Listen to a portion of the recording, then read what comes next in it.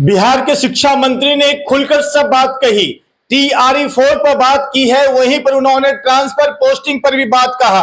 लेकिन और क्या वो कर रहे हैं, आइए। बिहार के शिक्षा मंत्री का साफ कहना है कि 32,000 वैकेंसी आनी है, यानी एक बार फिर से शिक्षा विभाग में 32,000 शिक्षकों की वैकेंसी आनी है। मैं बता दूं कि शिक्षा मंत्री मिथिलेश कुमार ने साफ साफ कहा है कि इस बार ट्रांसफर एक बड़ी समस्या थी, इसे दूर करने के लिए काम किया गया। वहीं पर TRE-4 के लिए 32,000 से भी वैकेंसी निकाली जाएगी। बिहार में कंप्यूटर शिक्षा बच्चों को जरूरी रूप से दी जाएगी, इस पर काम हो रहा है। शिक्षा विभाग में AI के उपयोग से सहयोग करने के लिए काम किया जा रहा है। यह सपोर्ट देगा, रिप्लेस नहीं कर सकता। रिप्लेस करेगा तो व्यवस्था ध्वस्त हो जाएगी।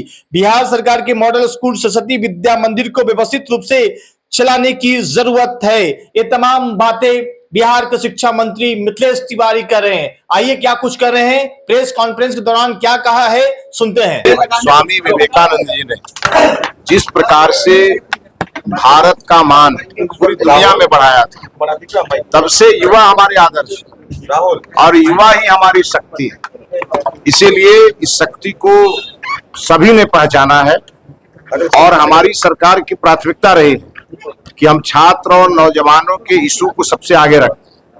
माननीय मुख्यमंत्री जी ने आज इसकी घोषणा की है कि हमारे सीनियर ऑफिसर और हमारे मिनिस्टर स्कूल कॉलेजों में छात्रों से भी संवाद करेंगे कि बदलती हुई परिस्थिति में उनके क्या डिमांड्स हैं और वो क्या चाहते हैं, क्योंकि समय बदल रहा है, समय के साथ साथ चीजें बदलती रहती हैं।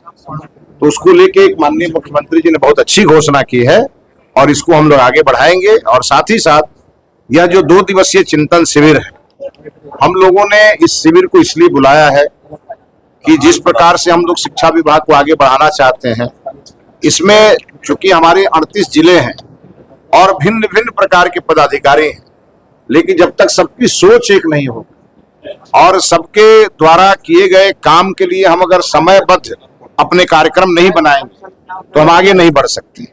और इसीलिए ये 2 दिवसीय चिंतन शिविर है और इस शिविर के माध्यम से बहुत सारे अमृत निकलेंगे, जिसके माध्यम से हम आगे बढ़ेंगे।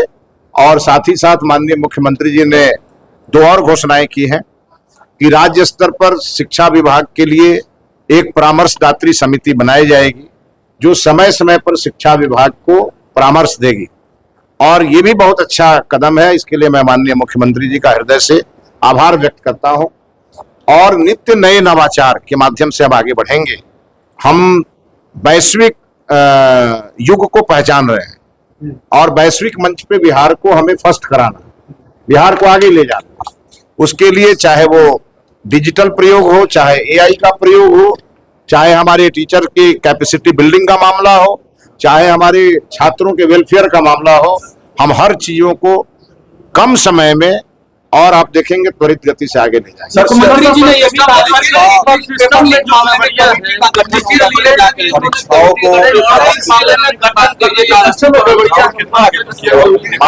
माननीय मुख्यमंत्री जी ने साफ साफ कहा कि अगर एक व्यक्ति ने भी ईमान बेचा तो ये पूरे सरकार पे धब्बा लगता है। इसीलिए उसके लिए कड़े कानून माननीय प्रधानमंत्री जी ने बनाए हैं और उस कड़े कानून को बिहार में कड़ाई से लागू किया है।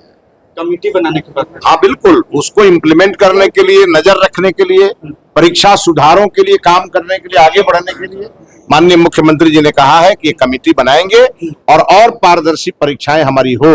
और पूरी तरह से जैसे अभी नीट की परीक्षा माननीय प्रधानमंत्री जी ने कराई, उस हिसाब से बिहार की ही परीक्षाओं के लिए सरकार आगे बढ़ रही है।